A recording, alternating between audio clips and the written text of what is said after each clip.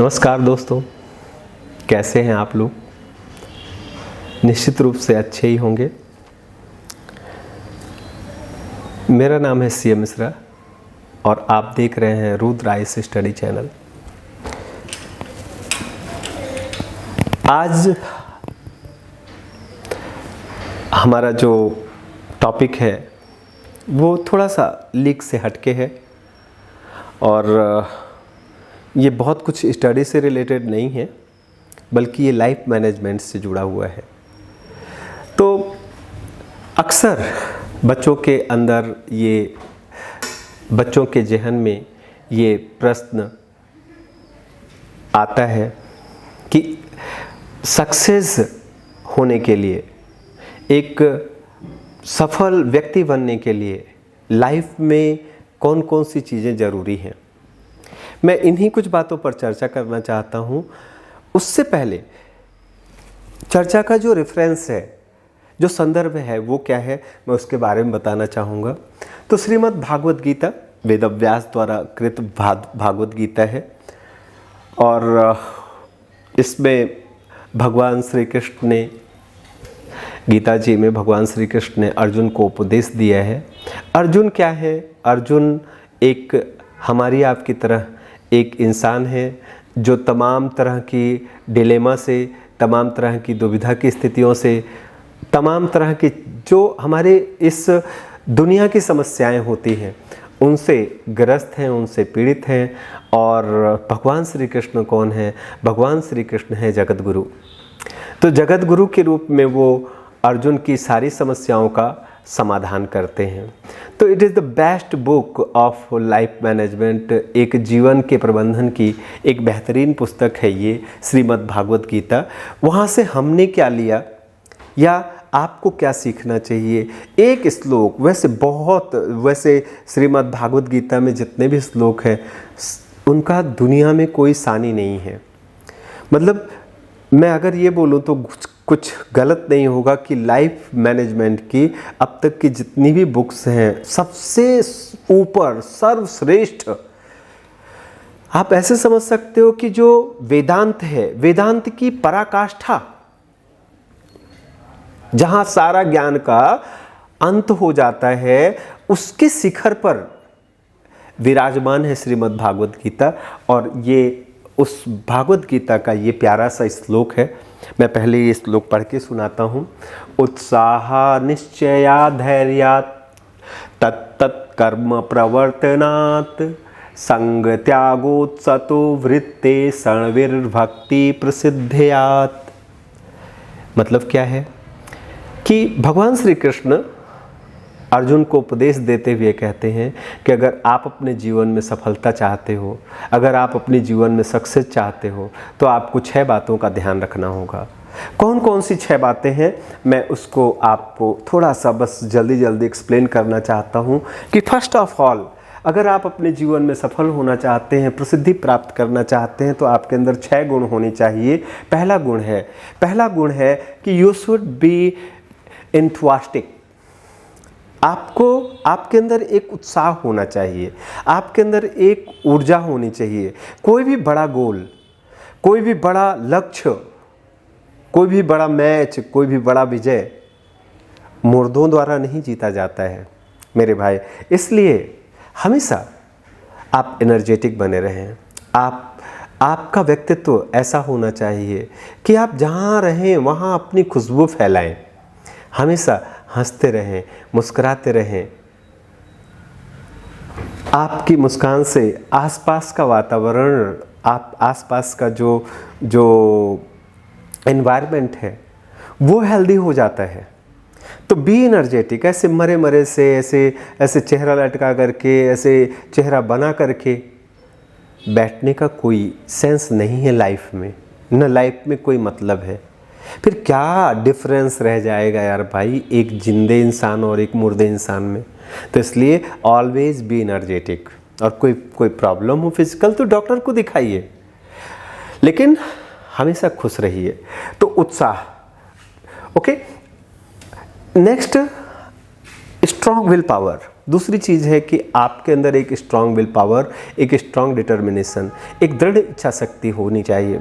अगर सोच लिया कि आपको लाइफ में कुछ करना है, अगर आपने सोच लिया कि आपको लाइफ में कुछ करना है, तो ऐसे मुट्ठी बांध के और सामने पड़े मेज पर जोर से मारिए और बोलिए, करूँगा, करूँगा और करूँगा। मुझे मेरे प्रण से, मुझे मेरे डिसीजन से कोई भी समस्या, दुनिया की कोई भी प्रॉब्लम नहीं हटा सकती है। हम छोटी छोटी समस्याओं से परेशान होने लगते हैं। मैंने तो अपनी लाइफ में ऐसे ऐसे लोगों को देखा है कि जिनके पास समस्याओं की कोई कमी नहीं थी, लेकिन वो समस्याओं में नहीं उलझे बेटा, समस्याओं को अवॉइड किया उन्होंने। हमारी चॉइस है ना कि हम चाहे समस्याओं में उलझ जाएं और उलझ करके अपनी लाइफ को यहीं ख़त्म कर दें, या हमारे पास दूसरी चॉइस है कि हम अपनी समस्याओं को ऐसे किनारे रख के और आगे बढ़ने का, समस्याओं के बीच में ही आगे बढ़ने का रास्ता ढूंढते रहें। इट्स आवर चॉइस, ये हमारी चॉइस है। नेक्स्ट, नंबर 3 है patience. You should have patience. आपके अंदर धैर्य होना चाहिए। ओके, कोई भी बड़ा गोल पाना चाहते हो आप लाइफ में, कुछ ऐसा खास करना चाहते हो, तो भैया मेरे समय लगता है। ऐसा नहीं, सीजनल जो प्लांट नहीं है ये कि भाई हाँ आज सोचा और कल झट से वो गणेश भगवान के मंदिर का लड्डू है, बस गप से मारा अंदर गया। नहीं, आप बड़ा गोल बनाना चाहते हो ना, तो उसके अकॉर्डिंग आपको पहले फिट होना पड़ेगा। और क्योंकि बहुत सारे लोग हैं कंपटीशन में, जब आप प्रिपेयर होके नहीं जाओगे, जब तक आप फिट होके नहीं जाओगे, तब तक आप उनसे कैसे कम्पीट कर पाओगे। और निश्चित रूप से अगर आपने ऐसी कोई गलती की तो असफलता आपकी किस्मत में लिखी है, और बार बार आप यही गलती दोहराओगे ना तो डिप्रेस हो जाओगे। तो आई थिंक, जहाँ तक मेरा ऐसा मानना है ना, कि एक प्लानिंग करके, एक लॉन्ग टर्म प्लानिंग करके, जैसी आपकी जो भी आपकी स्टेटस है, जो भी आपकी तैयारी की स्टेटस है, मतलब ये आपको डिसाइड करना है, ये आपको तय करना है अपनी कैपेबिलिटीज़ के हिसाब से कि मेरी क्षमताएं कितनी हैं, कितना मेरे पास है, मुझे कितना करना है, और उसके अकॉर्डिंग आपको अपना समय लेना है। कोई लोग होते हैं जो 6 महीने में तैयारी कर लेते हैं, कोई लोग होते हैं जो साल भर का समय लेते हैं, किसी को 2 साल का समय लगता है। ऑन एवरेज अगर मैं बोलूं कि एक एवरेज स्टूडेंट को कितना समय देना चाहिए, आई थिंक 2 ईयर्स, 2 साल से पहले आप मत सोचिए। हाँ, कई बार आपने सुना होगा कि लोग कहते हैं 6 महीने तैयारी की और हो गया। 6 महीने की बात नहीं भैया। आई एम सी मिश्रा, मेरी एक बच्ची है, छोटी है, अभी 12 साल की बच्ची है, वो अभी 6 क्लास में है। मेरे साथ रह करके वो पूरा सिलेबस देखती रहती है। मैं उसे बताता नहीं हूँ, मतलब ये मत समझना कि सर अभी से तैयारी कराने लगे उसे, नहीं, बट एक ही घर में हम साथ साथ रहते हैं, वो सारी चीज़ों के कांटेक्ट में है, उसे अभी से पता है कि प्रीलिम्स क्या होता है, मेंस क्या होता है, इंटरव्यू क्या होता है।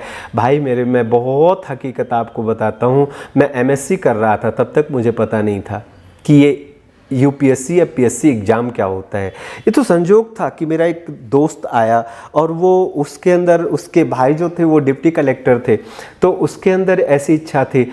वो कई लोगों का एड्रेस लेके आया था इलाहाबाद में, फिर वो कई लोगों के साथ इधर उधर घूमा, और जब वो कई लोगों के साथ इधर उधर घूमा और गया, तब मुझे कुछ आइडिया लगा कि ये सिविल सर्विस एग्जामिनेशन क्या होते हैं। तो कंपेयर कीजिए, मैं और मेरी बच्ची दोनों एक जैसे कैसे हो सकते हैं। एक अभी 12 साल की है और तभी उसे सिविल सर्विसेज के बारे में पता है, तब भी उसे पता है कि प्रीलिम्स एग्जाम क्या होता है, मेंस एग्जाम क्या होता है, उसका सिलेबस क्या होता है। और मुझे एग्जाम के बारे में ही नहीं पता था, मुझे सिविल सर्विस का CV नहीं आता था। तो सबकी स्थितियाँ अलग अलग होती हैं, अकॉर्डिंग टू योर सिचुएशन। जैसी भी आपकी सिचुएशन है, जैसी भी आपकी स्थिति है, उसके हिसाब से आपको प्लानिंग करनी होगी और पेशेंसफुली आपको एक डायरेक्शन में आगे बढ़ते जाना होगा। सतवृत्ति का साथ मतलब होता है कि अच्छे लोगों का साथ पकड़िए। अगर आपको महान बनना है बेटा, अगर आपको आगे जाना है, तो आपके जो कंपेनियंस हैं, जो आपके सहयोगी हैं, जो आपके मित्र हैं, उनकी भी ट्यूनिंग आपके जैसी ही होनी चाहिए।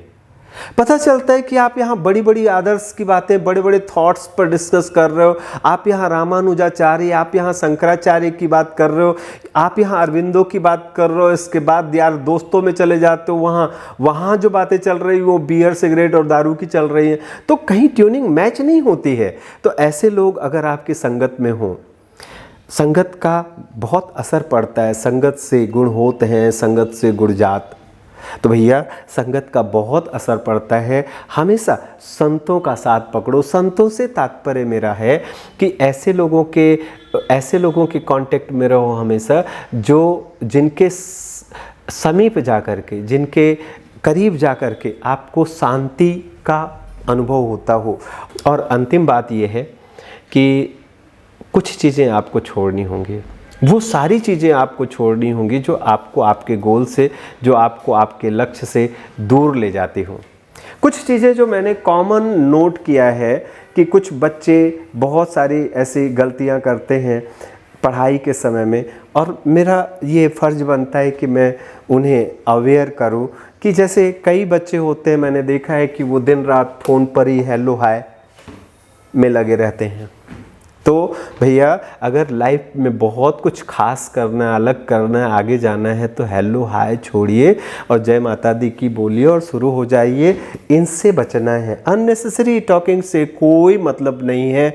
जितना आप बक करते हैं ना, उतना आपका मानसिक लेवल, सोचने समझने की क्षमता ख़त्म होती है। सेकंड, ये जो गर्लफ्रेंड बॉयफ्रेंड का एक ट्रेंड चला है, फैशन चला है, ये this is the wastage of time for your journey.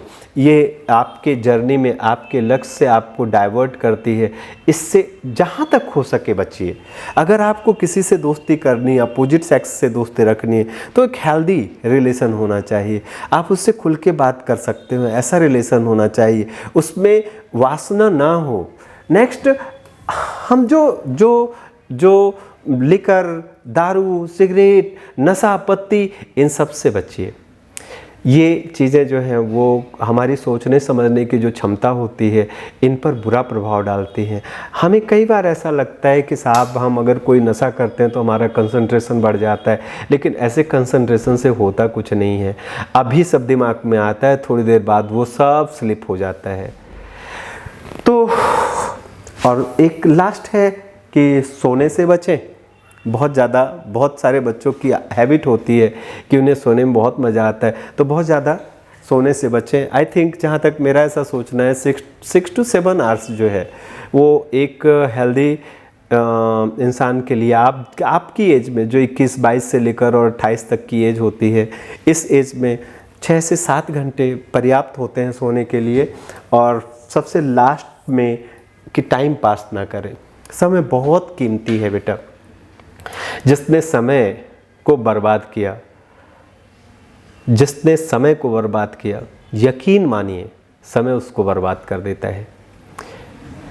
तो आशा है कि मेरी सारी बातें आपको अच्छी लगी होंगी और समझ में भी आई होंगी। तो इन्हीं शब्दों के साथ आज का मैं अपना लेक्चर यहीं पर ख़त्म करता हूँ, और अगले लेक्चर में हम कुछ नए वीडियोज़ के साथ, कुछ नए कंटेंट्स के साथ फिर से हाजिर होंगे। हम होंगे आपके साथ, आपके अपने। जय हिंद, जय भारत।